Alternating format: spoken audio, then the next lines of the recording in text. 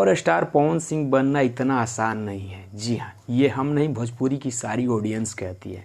जैसे कि आप सभी को पता है कि पावर स्टार पवन सिंह आजकल बहुत ही विवाद में चल रहे हैं। जी हाँ, उसके बावजूद भी भोजपुरी के पावर स्टार पवन सिंह अपना एक बवाल सा एल्बम का पोस्टर आज लॉन्च कर दिया है। जी हाँ, जिस एल्बम का नाम है धनी हो सब धन। जी हाँ, ये आशी म्यूजिक पर आ रहा है, जिसका लिरिक्स लिखे हैं आशुतोष तिवारी और म्यूजिक दिए हैं प्रियांशु सिंह जी, जिसमें पावर स्टार पवन सिंह के साथ एक नई कलाकार, बहुत चर्चित फीमेल सिंगर जिसका नाम है शिवानी सिंह, इसमें काम की है। तो आपको बता दें कि पावर स्टार पवन सिंह हमेशा से विवादों से दूर रहते हैं, लेकिन इनका नाता विवाद से हमेशा जोड़ दिया जाता है, क्योंकि लोग हमेशा चाहते हैं कि पावर स्टार पवन सिंह के साथ विवाद करें, उनके नाम से स्टारडम अपना बनाए।